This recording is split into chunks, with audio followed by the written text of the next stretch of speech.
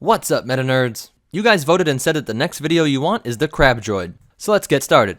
Its full name is the LM-432 Crab Droid, and was made as a direct response to some of the shortcomings of the Spider Droid. Despite all that awesome stuff that we talked about in the Spider Droid video, it still faced a lot of problems in Arctic and swamp environments. We can assume that the cold Arctic environment messed with both some of the piping and definitely the pressure of the hydraulic systems that it used, just like we see on Earth. And when the Spider Droid was deployed in swamp environments, we can reason that its big giant legs probably just got stuck in the mud.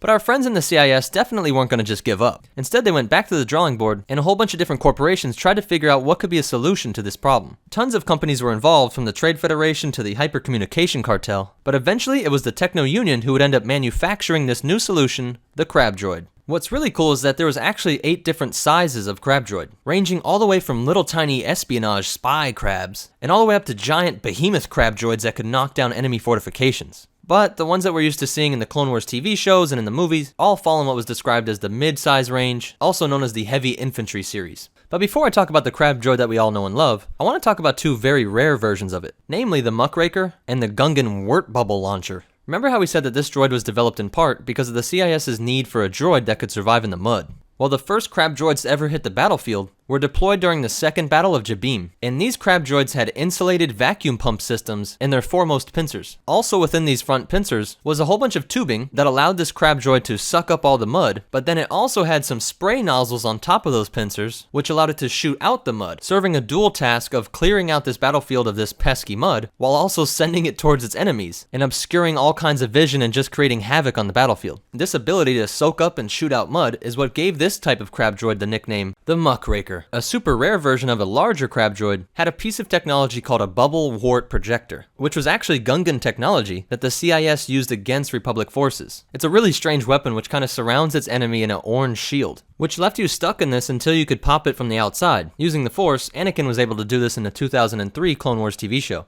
But back to the mid-size Crab Droid. When it left the Techno Union factory, it was 1.49 meters long, or just under 5 feet, which to me doesn't really seem accurate from what we see in the Clone Wars TV show and the films, but it might have something to do with what Dave Filoni said about the Crab Droid variants, something that I'm going to leave for the behind-the-scenes part of this video. Its armament was pretty simple, just 2 blasters tucked underneath the main body, but the Crab Droid is also able to do some pretty amazing things with its legs. First is that they were completely covered in duranium, a material that was difficult to work with, but stronger than titanium and even bronzium, the material used in the Droideka. This super hard material came to points at the end of each of its limbs. This allowed the Crab Droid to kind of dig into whatever surface it was trying to climb, making it able to sneak up on opponents from angles that the enemy thought was impossible. But it did have some limitations. One was its computing capabilities. This thing definitely wasn't a T-series droid. The big main eye in the middle was the sensory bulb, with the smaller one on the bottom being the photoreceptor, and the 2 antennae on top being communication sensors, which is what allowed it to stay in contact with the battlefield commander. They didn't have the capability for long-term memory, and thus no personality could really develop. So they're really being driven just by their combat programming, and changing their tactics whenever their battle commander tells them to.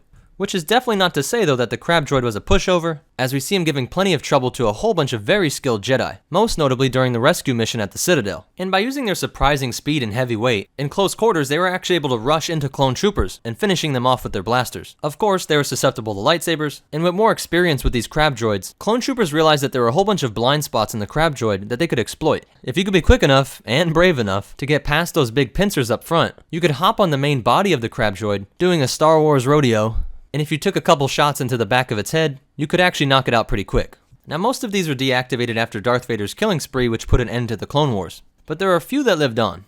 After the official end of the fighting, the Republic was able to confiscate tens of thousands of Crab Droids from a major Techno Union factory on Tar Morden. But having no enemy to pit these things against, they ended up just becoming training droids used during live-fire Stormtrooper Training on the planet Karaida. Karaida was a major Stormtrooper training facility, and after the fall of the Empire during the Battle of Endor, a bunch of engineers left on Karaida decided to use what they learned with the Crab Droid and develop the MT-AT, this truly horrifying droid that acts as the spiritual successor to the Spider Droid from the Clone Wars and the Crab Droid that followed it. At least this one has 8 legs. That marks the end of the story of the Crab Droid, but let's talk about some interesting facts and some behind-the-scenes stuff. First, this really interesting quote that comes out of the Techno Union's risk assessment report for the LM-432. In other words, some of the lore material here is so in-depth that it's like we're reading a briefing for a meeting at the Techno Union.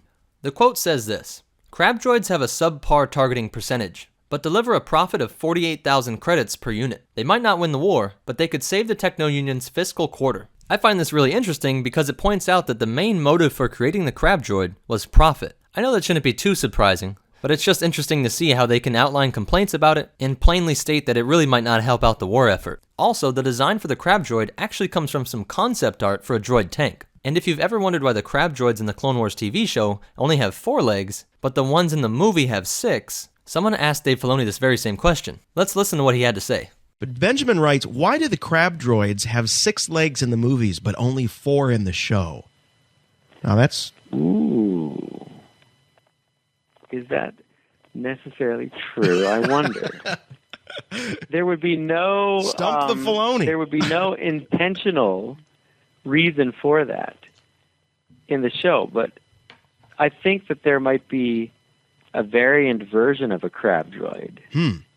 Well, that's it for the Crab Droid. If you liked it, go ahead and hit that like button. And if you want to vote for what video we're going to make next, go ahead and click on that little eye on the top right of the video so that you can vote in the poll. Also, not to count our crate dragons before they hatch, but at the time that we're posting this video, we're approaching 5,000 subscribers, and we want to do a big giveaway. We're thinking something around $50 max. So go ahead and comment below what you guys might want us to include in that giveaway. And a couple of you guys have wondered where all this cool information comes from. It's sort of a combination between me and my girlfriend's lifelong love of Star Wars, but also a mix of some free sites that you can Google, like Wikipedia, but I also included a link to some really awesome books in the description below. The link is to one book in particular, but browse around and see whatever you might like, and any purchase that you make through that link shoots us a small percentage so we can help meta nerds grow.